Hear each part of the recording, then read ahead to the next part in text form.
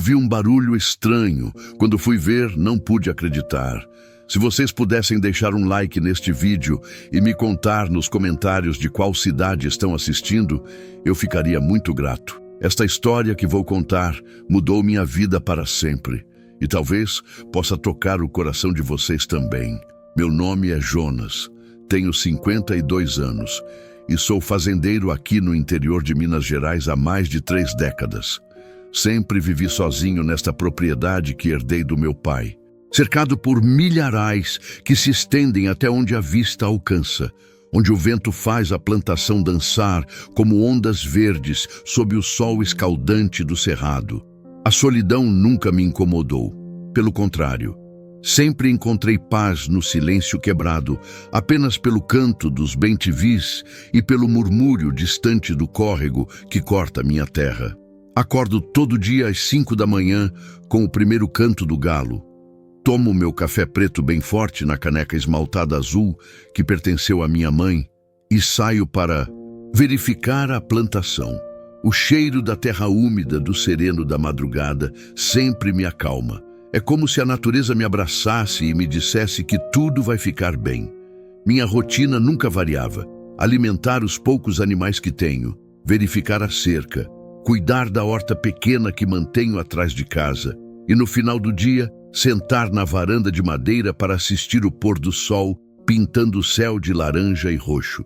Sempre fui um homem de poucas palavras, dessas pessoas que preferem ouvir o mundo ao redor do que falar sobre si mesmo. Na cidade, quando preciso ir ao mercado ou resolver alguma coisa no banco, as pessoas me cumprimentam com respeito, mas sei que me veem como o fazendeiro solitário, meio esquisito, que vive isolado lá na roça. Nunca me casei, nunca tive filhos. Não que não quisesse, mas a vida foi me levando por outros caminhos e quando me dei conta, já estava acostumado com minha própria companhia.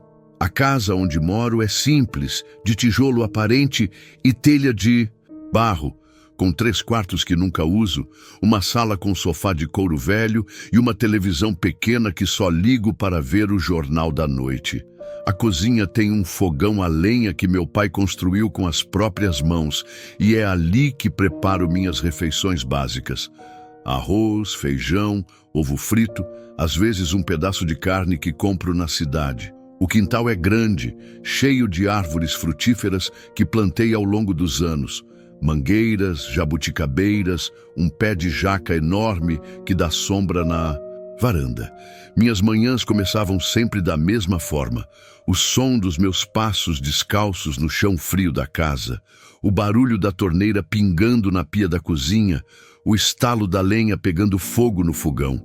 Depois vinha o ritual do café que eu preparava devagar, saboreando cada movimento, cada aroma. Era meu momento de conexão comigo mesmo, minha pequena cerimônia diária antes de enfrentar o trabalho pesado da roça. O que mais me marcava naquela época era o silêncio. Não o silêncio vazio, mas aquele silêncio cheio de vida. O zumbido das abelhas nas flores do quintal, o farfalhar das folhas do milharal quando o vento batia, o mugido distante do gado do vizinho, o latido dos cachorros da fazenda ao lado quando algum estranho se aproximava.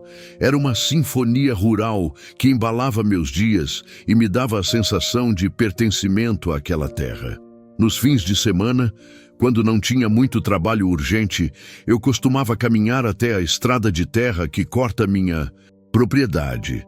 É uma estrada antiga, meio abandonada, que liga nossa região à cidade vizinha, mas que quase ninguém mais usa desde que construíram a rodovia pavimentada uns 15 quilômetros dali.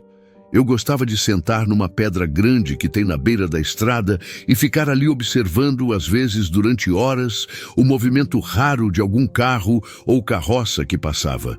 Foi numa dessas tardes de sábado, quando o sol já estava baixo e pintava tudo de dourado, que minha vida mudou para sempre. Eu estava ali, sentado na minha pedra, ouvindo o canto dos sabiás e sentindo o vento morno no rosto, quando ouvi um barulho estranho vindo de longe. Não era o ronco de motor de carro, nem o barulho de trator. Era algo diferente, um som que me deixou curioso e ao mesmo tempo inquieto. Levantei da pedra e caminhei alguns metros em direção ao barulho, protegendo os olhos do sol com a mão para enxergar melhor. O som foi ficando mais claro. Eram rodas rangendo, madeira gemendo e algo que parecia gemidos humanos. Meu coração começou a bater mais rápido e uma sensação estranha tomou conta do meu peito, como se meu corpo já soubesse que algo muito sério estava acontecendo. Então, eu a vi. Uma carroça velha, dessas de madeira escura e rodas altas que nossos avós usavam, vinha subindo a estrada poeirenta. Mas não era puxada por boi ou cavalo. Era uma pessoa, uma jovem mulher, magra, com roupas sujas e rasgadas, puxando aquela carroça pesada carregada de sacos de milho. Ela caminhava devagar, tropeçando, e eu podia ouvir sua respiração ofegante mesmo de longe. Quando ela chegou mais perto, meu sangue gelou. A moça era cega. Os olhos dela eram esbranquiçados, sem foco, e ela tateava o ar com uma mão enquanto segurava com força a corda grossa que estava amarrada na cintura, conectando ela à carroça como se fosse um animal de carga. Suas mãos estavam em carne viva, sangrando, e as marcas da corda na sua cintura eram visíveis através da blusa, rasgada. Fiquei paralisado por alguns segundos, sem conseguir acreditar no que estava vendo. Aquilo não podia ser real. Como assim uma pessoa, ainda mais uma moça cega, estava sendo forçada a puxar uma carroça? Quem faria uma coisa dessas? Minha mente não conseguia processar a crueldade daquela cena. A jovem parou a poucos metros de mim, ofegante, suando, tremendo de exaustão. Ela não podia me ver, mas parecia ter sentido minha presença. Virou a cabeça na minha direção e pela primeira vez pude ver seu rosto de perto. Era uma moça de uns 20 e poucos anos, com feições delicadas que contrastavam brutalmente com a situação degradante em que se encontrava. Seus lábios estavam rachados, o cabelo grudado de suor e poeira, mas era nos olhos sem vida dela que eu via toda a dor e o desespero. Senhor, por favor, ela sussurrou com a voz rouca, quebrada. Tem um pouco de água? Eu sinto o cheiro de terra molhada. Deve ter uma fonte por aqui. Eu não conseguia falar. As palavras ficaram presas na minha garganta. Como aquela moça sabia que havia água perto? Como conseguia se orientar daquele jeito? E mais importante, quem havia feito aquilo com ela? Água? Eu repeti finalmente, meio gaguejando. Claro, moça. Pode largar essa carroça. Vem comigo até minha casa. Ela balançou a cabeça rapidamente, com medo. Não posso. Ele disse que se eu parar, se eu demorar, vai ser pior. Só um pouco de água, por favor. E eu continuo. Quem disse isso? Perguntei, sentindo a raiva crescer no meu peito. Quem fez isso com você? Mas ela não respondeu. Apenas ficou ali, tremendo, esperando pela água, como um animal ferido que não confia em mais ninguém. Foi nesse momento que percebi que minha vida pacata, minha rotina tranquila, meu silêncio confortável, tudo isso ia ser despedaçado. Olhando para Clara, eu ainda não sabia o nome dela naquela hora. Senti algo que não sentia há muito tempo. A necessidade urgente de agir, de proteger, de lutar contra uma injustiça que estava bem na minha frente. Fui até minha casa buscar água e quando voltei, ela ainda estava ali, segurando firme na corda, como se tivesse medo de soltá-la mesmo por um segundo.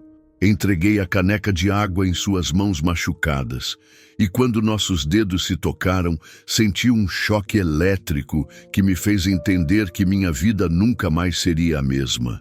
Ela bebeu a água com uma sede desesperadora, como alguém que não bebia há dias. Algumas gotas escorreram pelo seu queixo, deixando rastros limpos na sujeira acumulada no seu rosto. Obrigada, sussurrou, devolvendo a caneca com as mãos trêmulas. Agora preciso ir. Ele está esperando. Não consegui deixá-la partir assim. Moça, escuta. Você não precisa fazer isso. Seja quem for que está te obrigando, eu posso ajudar, posso chamar a polícia, posso... Não! Ela gritou, e o desespero na sua voz me cortou como uma lâmina.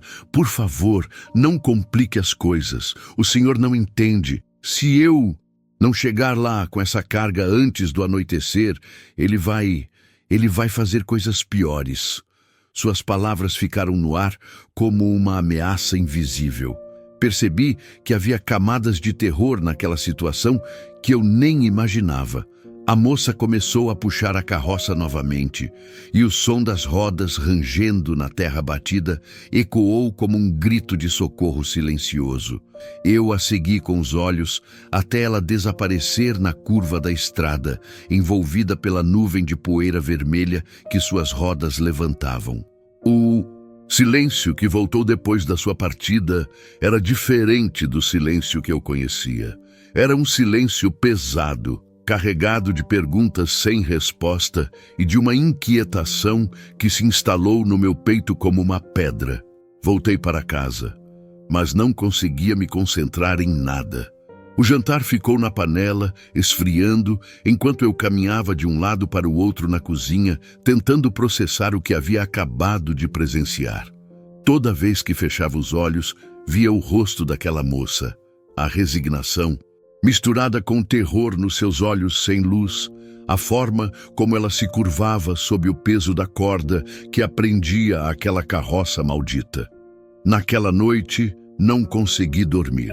Fiquei na varanda até tarde, olhando para a estrada escura, me perguntando onde ela estaria, se havia chegado ao seu destino, se estava segura. Embora eu soubesse que segurança era uma palavra que não existia na vida daquela jovem. As estrelas pareciam mais distantes que o normal, e o vento noturno carregava um cheiro de tempestade que se aproximava. Na manhã seguinte, não consegui seguir minha rotina. Pulei o café, nem olhei para a plantação. Fui direto para a estrada e fiquei ali, esperando. Não sabia bem o que estava esperando, mas alguma coisa dentro de mim dizia que ela voltaria a passar por ali, e eu estava certo. Por volta das 10 da manhã, ouvi novamente aquele som terrível, as rodas rangendo, a respiração ofegante, os gemidos abafados de dor. Mas desta vez eu estava preparado.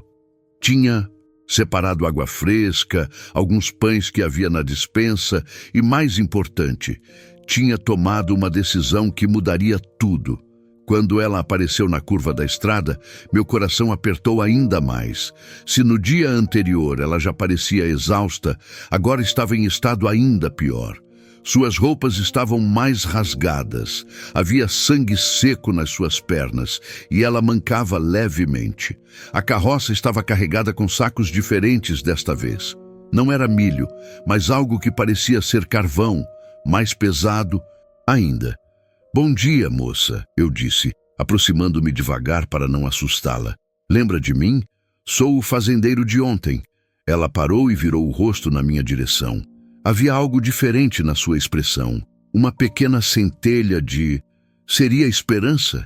"Lembro sim, senhor. O senhor me deu água. Foi muito gentil. Meu nome é Jonas", eu disse, me aproximando mais um pouco. "E o seu?" "Clara." Ela respondeu após uma hesitação, como se até mesmo dizer o próprio nome fosse um ato de coragem. "Meu nome é Clara." "Clara", repeti, saboreando o som daquele nome que a partir daquele momento seria gravado para sempre na minha memória. "Clara, eu trouxe água de novo e também um pouco de comida. Você precisa se alimentar." Ela balançou a cabeça, mas eu vi como seus olhos se iluminaram por um instante ao mencionar comida. "Não posso parar muito tempo, Jonas. Ele fica bravo quando eu me atraso, mas talvez só um pouco de água." Enquanto ela bebia, aproveitei para observá-la melhor. Clara devia ter uns 24 anos.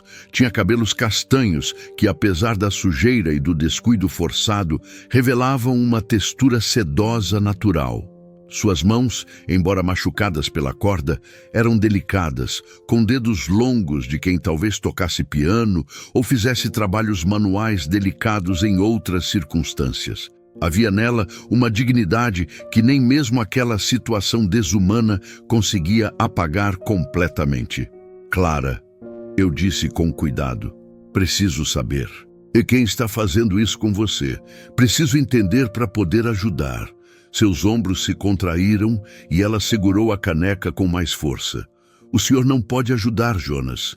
Ninguém pode. É complicado.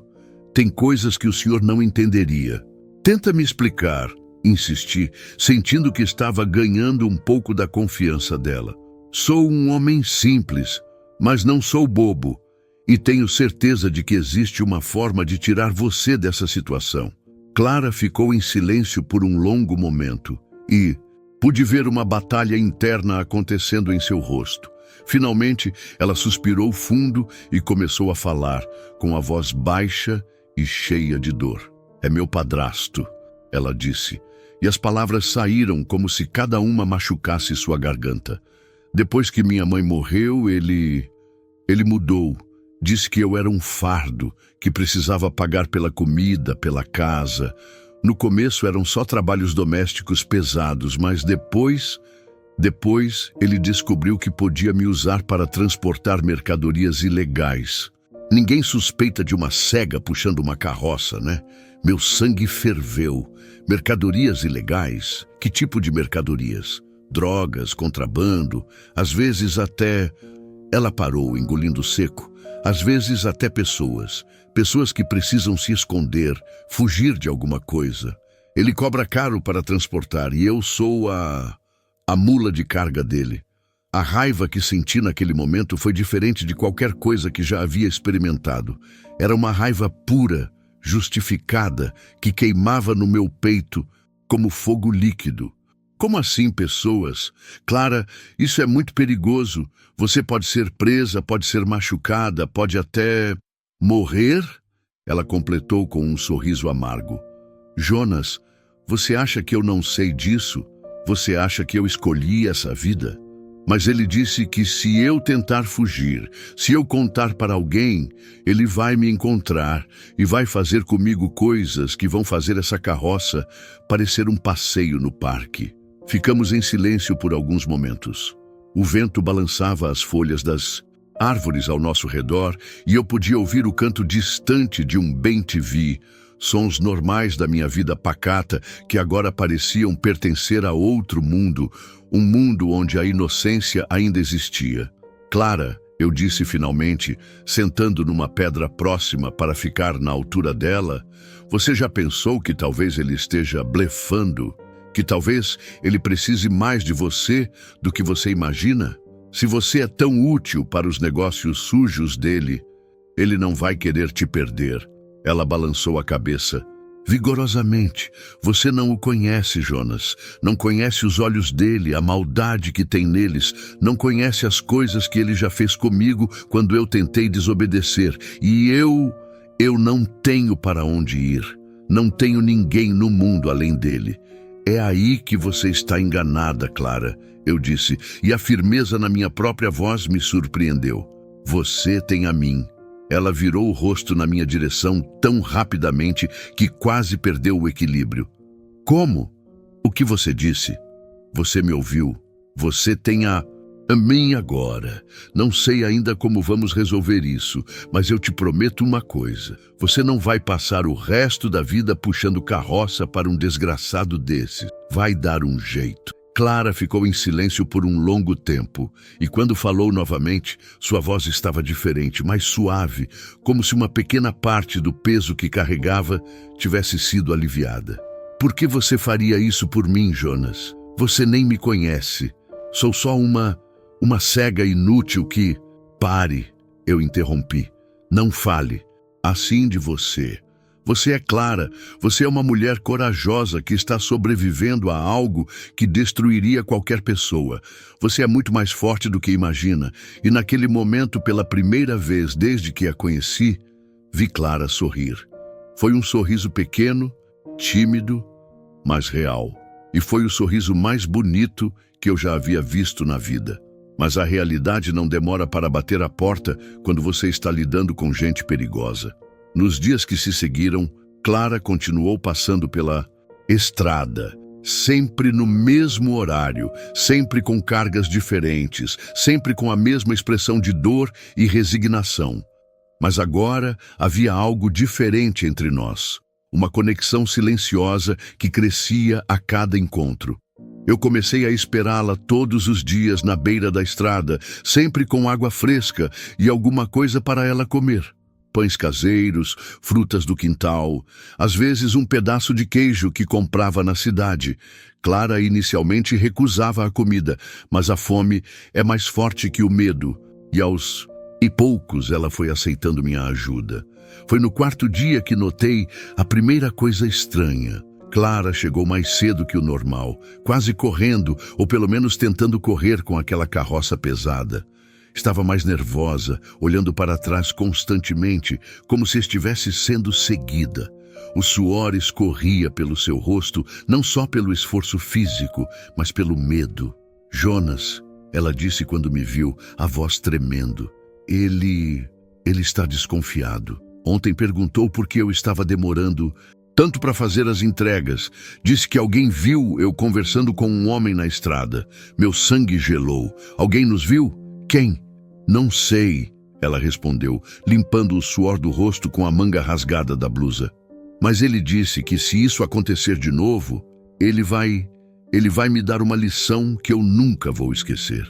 Eu podia ver as marcas roxas no braço de Clara, algumas antigas, outras mais recentes. Percebi que as lições do padrasto dela não eram apenas ameaças vazias. Eram realidade dolorosa e constante na vida daquela moça. Clara, talvez seja melhor você não parar mais aqui por uns dias, eu disse, embora as palavras doessem na minha garganta. Não quero que você sofra por minha causa. Mas ela balançou a cabeça com determinação. Não, Jonas, estes poucos minutos com você são a única coisa boa que tenho na vida agora. Por favor, não me tire isso também. A forma como ela falou, com uma mistura de desespero e coragem, me fez perceber que Clara estava se apegando a mim tanto quanto eu a ela. E isso me assustou, porque eu sabia que quanto mais próximos ficássemos, mais perigosa seria a situação para ambos. Nos dias seguintes, mudei a estratégia. Em vez de esperar na beira da estrada, comecei a deixar uma garrafa de água e alguma comida escondidas atrás da pedra grande onde costumava sentar. Clara sabia onde procurar e sempre levava tudo. Era nosso pequeno segredo, nossa forma silenciosa de manter o vínculo mesmo com o perigo se aproximando. Mas o padrasto de Clara estava ficando cada vez mais suspeito. Ela me contou que ele começou a cronometrar suas viagens, anotando os horários de saída e chegada. Se ela demorasse mais que o esperado, as consequências eram sempre dolorosas. Pude ver marcas novas aparecendo no seu corpo a cada dia. Um hematoma no pulso, um corte no rosto, marcas de dedos no pescoço. Foi numa tarde de quinta-feira que tudo começou a desmoronar. Clara chegou mais tarde que o normal, mancando visivelmente com o lábio inchado e um olho roxo. Desta vez, ela não conseguiu esconder a extensão da violência que havia sofrido. Meu Deus, Clara, o que ele fez com você? Ela tentou sorrir, mas o movimento fez uma pontada de dor atravessar seu rosto. Ele descobriu sobre a comida, Jonas. Achou a garrafa vazia na carroça ontem. Disse que eu estava mentindo para ele, que tinha alguém me ajudando. Quis que eu contasse quem era. E você contou? Nunca! Ela respondeu com uma firmeza que me surpreendeu. Pode me matar, mas eu nunca vou entregar você. A coragem daquela mulher me deixava sem palavras. Ali estava ela, quebrada fisicamente, mas com um espírito que nem a crueldade conseguia dobrar completamente. Naquele momento, soube que não podia mais ficar apenas observando e oferecendo água e comida. Precisava agir. Clara, isso tem que parar. Vou até a polícia, vou contar tudo.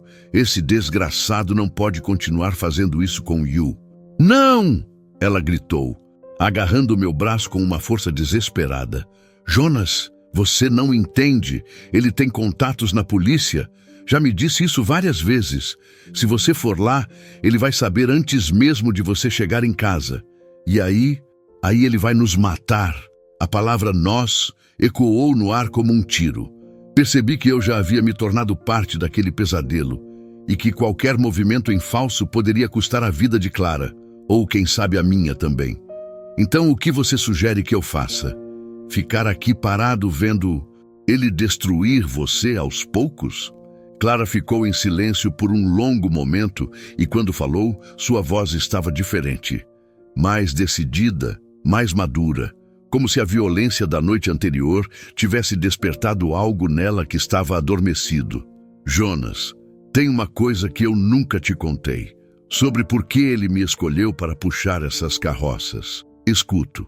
Não é só porque sou cega e ninguém suspeita de mim. É porque eu sei de coisas. Coisas sobre os negócios dele, sobre as pessoas que ele conhece, sobre dinheiro escondido. Minha mãe, antes de morrer, me fez decorar informações que poderiam destruir ele se chegassem nas mãos certas. Meu coração disparou. Que tipo de informações? Nomes, lugares, contas bancárias, pessoas que ele chantageou ou matou? Minha mãe trabalhou para ele durante anos antes de se casar com ele. Ela sabia que um dia ele poderia fazer mal para mim, então me preparou. O problema é que eu nunca soube como usar essas informações sem me colocar em perigo ainda maior. Uma centelha de esperança acendeu no meu peito. Clara, você está dizendo que tem como derrubar esse homem?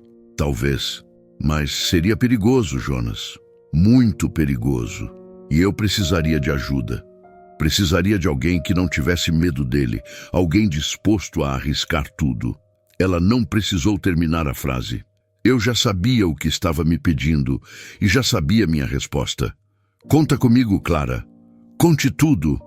E foi assim que, sentados na beira daquela estrada empoeirada, enquanto o sol se punha pintando o céu de vermelho como uma premonição do que estava por vir, Clara começou a me contar segredos que mudariam nossas vidas para sempre. Segredos sobre drogas, assassinatos, políticos corruptos e uma rede de criminosos que se estendia muito além do que eu jamais poderia imaginar. Conforme ela falava, eu sentia meu mundo pacato e simples se desfazendo como areia entre os dedos. Mas também sentia algo que não experimentava há décadas.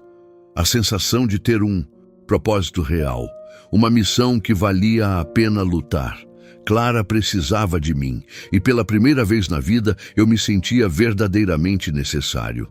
O que eu não sabia naquela tarde vermelha era que havia olhos nos observando, olhos que reportariam nossa conversa para pessoas que não hesitariam em nos eliminar se descobrissem o que estávamos planejando.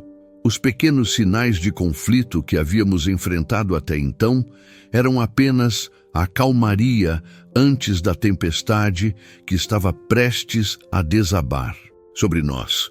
A descoberta chegou 2 dias depois, numa manhã de sábado que começou como qualquer outra. Eu estava na cozinha preparando o café quando ouvi o barulho de carros se aproximando. Não era comum receber visitas, muito menos tão cedo. Então, fui até a janela para ver quem estava chegando. Meu sangue gelou quando vi 3 caminhonetes pretas parando na frente da minha casa. Homens desceram dos veículos, todos vestidos de preto, com o tipo de postura que você reconhece, imediatamente como perigosa. Não eram policiais, era algo pior. Eram os homens do padrasto de Clara, e eles não estavam ali para uma visita social. O primeiro a sair foi um homem alto, careca, com cicatrizes no rosto e olhos pequenos e cruéis. Ele olhou para minha casa como se já fosse dona dela, com aquela arrogância que só quem está acostumado a intimidar pessoas desenvolve. Atrás dele vieram outros 4 homens, todos armados, todos com a mesma expressão de quem estava ali para resolver um problema definitivamente. Jonas Silva! Gritou o careca, batendo na minha porta com força suficiente para fazer a madeira tremer. Sabemos que você está aí dentro. Saia para conversarmos como pessoas civilizadas. Minha mente disparou. Como eles sabiam meu nome? Como haviam me encontrado? E mais importante, onde estava Clara? Será que ela estava segura? Ou será que eles já haviam feito algo com ela? Abri a porta devagar, tentando manter a calma, mas meu coração batia tão forte que tinha certeza de que eles podiam ouvi-lo. Pois não? O que desejam? O homem sorriu, mas era o tipo de sorriso que fazia você querer correr. Meu nome é Rivaldo. Trabalho para um homem que tem um negócio com uma moça cega que anda por essas bandas. Parece que você conhece ela. Não sei do que está falando, menti, tentando soar convincente. Rivaldo riu, um som áspero que não tinha nada de humor. Jonas, não vamos perder tempo com mentiras, né? Sabemos de tudo. Os encontros na estrada, a água, a comida, as conversas longas.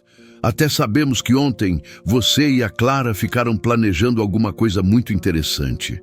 As palavras dele me atingiram como socos.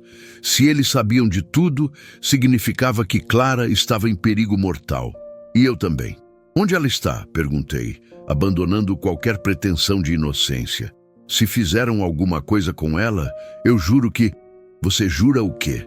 Rivaldo se aproximou até ficar a poucos centímetros do meu rosto. Você é um fazendeiro sem importância no meio do nada. Não tem família, não tem amigos influentes, não tem nada. Você é um ninguém, Jonas. E ninguéms não fazem juramentos para homens como nós. Um dos outros homens se aproximou e sussurrou algo no ouvido de Rivaldo. O rosto dele mudou de expressão, ficando ainda mais sombrio. Parece que temos um problema maior do que imaginávamos, ele disse, olhando para mim com uma raiva que me fez estremecer. A Clara contou algumas coisas para você que ela não deveria ter contado. Coisas sobre contas bancárias, sobre pessoas importantes, sobre negócios que não são da sua conta. Eu não sei de nada, repeti, mas minha voz saiu trêmula. Rivaldo fez um sinal para os outros homens que imediatamente se espalharam ao redor da minha casa. Sabe o que vamos fazer, Jonas? Vamos te dar uma oportunidade de ouro. Você vai nos contar exatamente o que a Clara disse para você e, em troca, vamos deixar vocês dois vivos. Por enquanto, nunca vou contar nada, eu disse, surpreso com a firmeza da minha própria voz. Foi quando ouvi o barulho que me fez o mundo parar. Era o som de uma carroça se aproximando, rodas rangendo na estrada de terra. Clara estava chegando, direto para uma armadilha. Ah, que conveniente, disse Rivaldo, sorrindo novamente. A estrela da festa chegou. Eu vi Clara aparecer na curva da estrada, puxando a carroça como sempre, sem suspeitar de nada. Quando ela se aproximou o suficiente para ouvir nossas vozes, parou, abruptamente. Mesmo sendo cega, ela percebeu que algo estava errado. O ar estava diferente, carregado de tensão e perigo. Jonas! Ela chamou com a voz hesitante. Você está aí? Estou aqui, Clara, respondi, tentando soar calmo para não assustá-la mais. Mas você deveria ir embora, agora. Oh, não, interrompeu Rivaldo. A Clara não vai a lugar nenhum. Na verdade, ela vai entrar na sua casa e vocês dois vão ter uma conversinha muito produtiva conosco. Foi quando vi Clara fazer algo que nunca esquecerei. Em vez de obedecer, em vez de se entregar ao medo como sempre fazia, ela soltou as cordas da carroça e ficou ereta, com os ombros para trás e o queixo erguido. Por um momento, ela não parecia mais a moça frágil e aterrorizada que eu conhecia. Parecia uma guerreira. Não vou entrar em lugar nenhum com vocês, ela disse, e sua voz ecoou com uma autoridade que me surpreendeu. E o Jonas também não. Rivaldo riu alto. Olha só que coragem. A ceguinha resolveu crescer. Mas você esqueceu uma coisa, Clara. Nós temos armas e vocês não têm nada. Foi então que Clara fez a coisa mais corajosa e desesperada que já vi na vida. Ela colocou a mão no bolso da saia e tirou um papel amarelado, dobrado várias vezes. Vocês querem isso, não é? Ela gritou, balançando o papel no ar. A lista com todos os nomes, todas as contas, todos os crimes que o padrasto de vocês cometeu nos últimos 10 anos? Pois bem, aqui está. O silêncio que se seguiu foi ensurdecedor. Rivaldo e seus homens ficaram paralisados, olhando para aquele pedaço de papel como se fosse uma bomba prestes a explodir. Isso mesmo, continuou Clara, a voz ganhando força. Eu tenho tudo anotado, nomes de políticos que ele suborna, juízes que ele compra, policiais que trabalham para ele. Tenho até o número das contas onde ele esconde o dinheiro sujo. E sabem o que mais? Fiz cópias, várias cópias. Você está blefando, disse Rivaldo, mas pela primeira vez ouvi incerteza na sua voz. Estou? Clara sorriu e havia algo feroz naquele sorriso. Então por que vocês estão aqui? Por que vieram com tantos homens atrás de uma ceguinha inútil, se não fosse porque sabem que eu tenho poder para destruir vocês? A situação havia se tornado um jogo de xadrez mortal e Clara acabara de dar cheque no rei.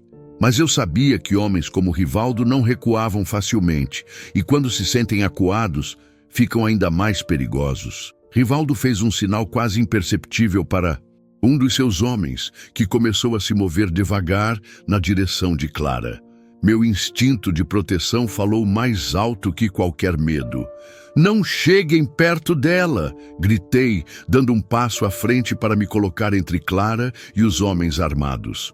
Foi quando Rivaldo perdeu a paciência. Chega dessa palhaçada! Ele berrou, sacando uma pistola e apontando diretamente para minha cabeça.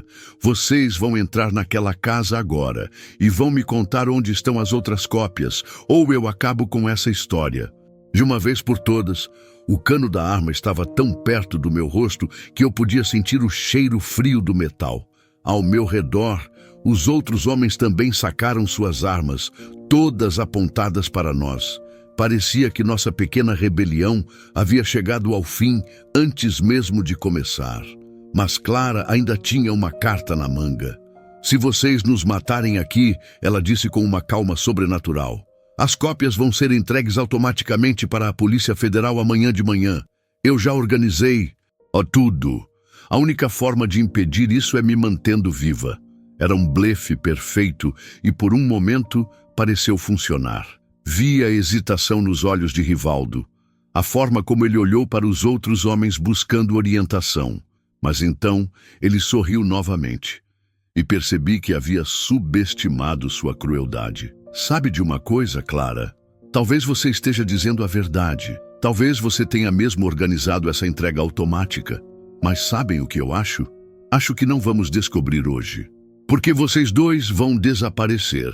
E quando a Polícia Federal receber esses papéis amanhã, não vai ter ninguém vivo para confirmar se são verdadeiros ou não. Foi quando percebi que estávamos perdidos. Nossa única arma havia se voltado contra nós, e agora não havia mais nada que pudéssemos fazer.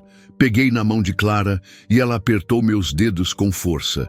Se íamos morrer, pelo menos morreríamos juntos. Mas o destino tinha outros planos para nós. O som das sirenes começou baixo, distante, como um sussurro no horizonte. No começo, nenhum de nós prestou atenção. Estávamos concentrados demais na nossa situação desesperadora. Mas o som foi ficando mais alto, mais próximo, até que Rivaldo e seus homens começaram a trocar olhares nervosos. "Que porra é essa?"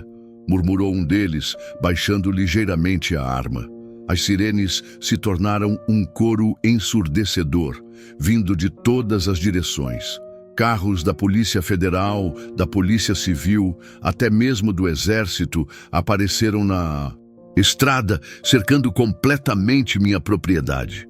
Era como se o céu tivesse desabado sobre nós, mas desta vez a favor da justiça.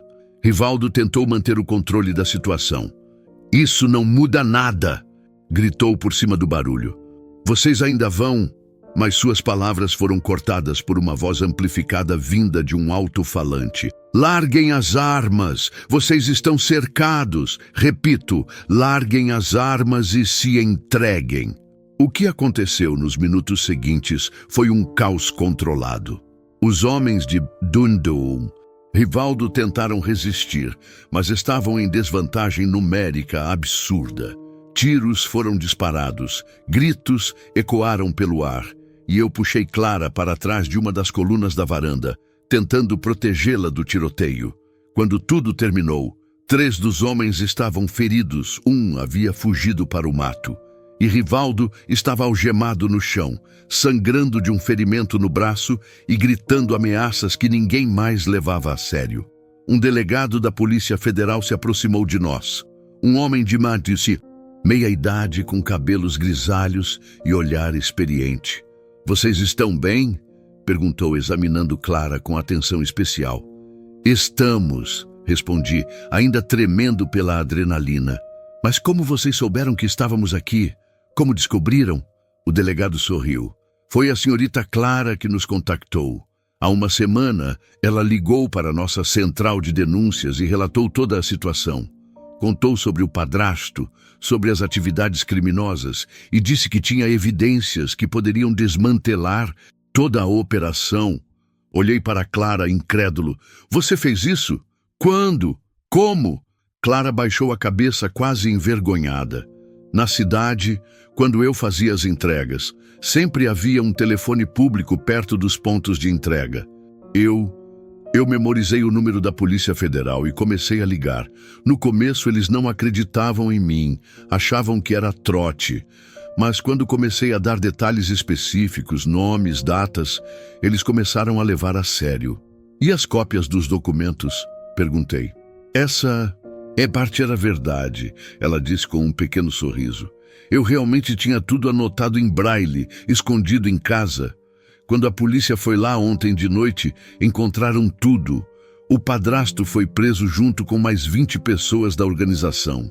O delegado confirmou com um aceno. "Foi uma das maiores operações contra o crime organizado da região. Vocês ajudaram a derrubar uma rede que operava há mais de 10 anos. Drogas, contrabando de armas, tráfico de pessoas, corrupção. Era uma máfia incompleta. Nos dias que se seguiram, tudo mudou drasticamente. A casa ficou cheia de investigadores, repórteres, advogados. Clara teve que prestar depoimento várias vezes, sempre com uma coragem que me impressionava. Eu também fui ouvido como testemunha, mas meu papel havia sido menor comparado ao dela. O mais surpreendente foi descobrir que Clara não era apenas uma vítima corajosa. Ela era uma mulher extremamente inteligente que havia passado anos planejando sua fuga daquela situação. Ela havia estudado os movimentos do padrasto, decorado informações cruciais. E quando me conheceu, percebeu que talvez tivesse encontrado o parceiro que precisava para executar seu plano. "Por que você não me contou a verdade desde o começo?" perguntei numa tarde, quando finalmente estávamos sozinhos na varanda. "Porque eu precisava ter certeza de que você era confiável", ela respondeu, sentada na cadeira de balanço que eu havia comprado para ela na cidade. "E porque eu tinha medo de que, se você soubesse o quão perigoso era me ajudar, você mudasse de ideia." "Nunca mudaria de ideia, Clara. Nunca." Ela sorriu daquele jeito que fazia meu coração acelerar. "Eu sei disso agora, Jonas. E é por isso que eu decidi ficar." "Ficar?" Ela virou o rosto na minha direção e, mesmo sem me ver, parecia olhar diretamente nos meus olhos. "Se você me aceitar, eu gostaria de ficar aqui com você. Sei que não posso substituir sua solidão escolhida. Sei que sua vida era pacífica antes de eu aparecer, mas estes últimos dias foram os únicos em anos em que me senti em casa." As lágrimas que escorreram pelos meus olhos foram de alívio puro. "Clara, você não está substituindo nada. Você está completando algo que eu nem sabia que estava faltando." Nos meses que se seguiram, nossa vida encontrou um ritmo novo. Clara descobriu que tinha direito a uma indenização do governo por ter sido vítima de trabalho escravo, além de uma pensão por invalidez que lhe daria independência financeira. Mas mais importante que isso, ela descobriu que tinha um lar. Adaptamos a casa para suas necessidades. Instalei cordas guia pelos cômodos principais, Organizamos a cozinha de uma forma que ela pudesse cozinhar sem dificuldades e transformamos um dos quartos vazios em um escritório onde ela passou a escrever suas memórias. Clara havia decidido contar sua história em um livro, não apenas para ajudar outras vítimas de situações similares, mas para mostrar que é possível encontrar força mesmo nos momentos mais sombrios da vida. Eu a ajudava na pesquisa, lendo jornais e documentos em voz alta, enquanto ela organizava tudo em sua mente privilegiada. Mas foi na nossa rotina diária que encontramos nossa verdadeira felicidade. Clara acordava comigo às 5 da manhã e tomávamos café juntos na cozinha, conversando sobre os planos do dia. Ela me acompanhava na verificação da plantação, usando uma bengala que havia ganhado da assistência social e surpreendia a todos com sua capacidade de ver o mundo através dos outros sentidos. O milharal, que sempre foi meu refúgio silencioso, se tornou nosso santuário compartilhado. Clara adorava caminhar entre as fileiras de plantas, tocando as folhas, ouvindo o som do vento, sentindo os cheiros da terra e da vegetação. Ela me ensinou a perceber detalhes que eu havia ignorado durante décadas de solidão. Você sabia que cada pé de milho tem um som diferente quando o vento bate? Ela me disse numa tarde. Este aqui está com sede, escute como as folhas estão mais secas. Aquele ali está perfeito, o som é mais cheio, mais vivo. E ela estava certa, sempre estava certa. 6 meses depois do confronto, recebemos a notícia de que Rivaldo e o padrasto de Clara haviam sido condenados a mais de 20 anos de prisão. A organização criminosa havia sido completamente desmantelada. Clara finalmente estava segura, definitivamente livre. Foi naquela noite que percebi que nossa história não era sobre um fazendeiro solitário que salvou uma jovem cega. Era sobre 2 pessoas quebradas que se encontraram no momento certo e se curaram mutuamente. Clara me deu propósito, me ensinou que o amor pode florescer nos lugares mais inesperados.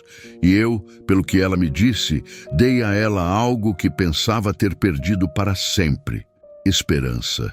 Hoje, 3 anos depois, acordo toda manhã ao lado da mulher que amo.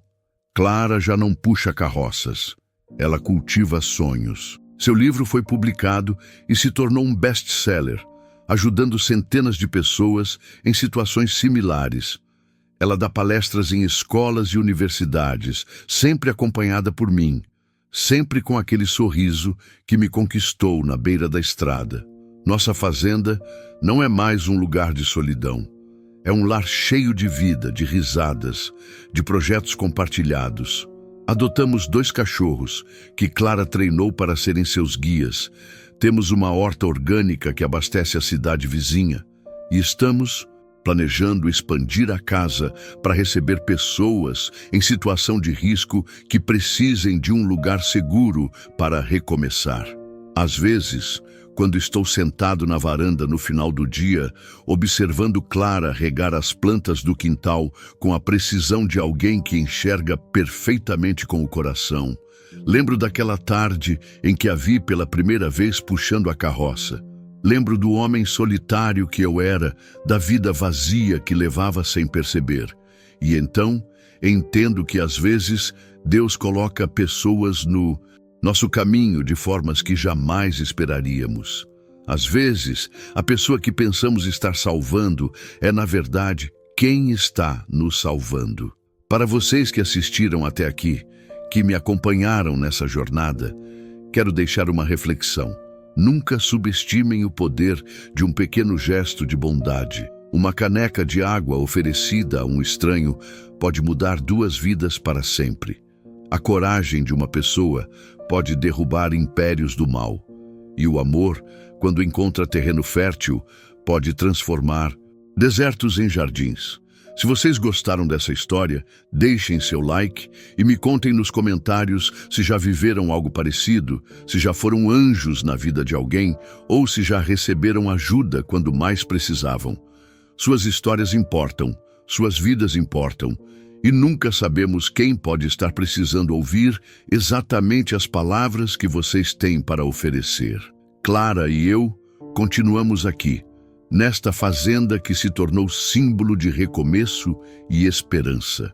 E sempre que vemos uma pessoa em dificuldade na estrada da vida, lembramos que pequenos gestos podem produzir milagres extraordinários. Obrigado por me ouvirem. Que Deus abençoe vocês, assim como abençoou nossa história de amor e redenção.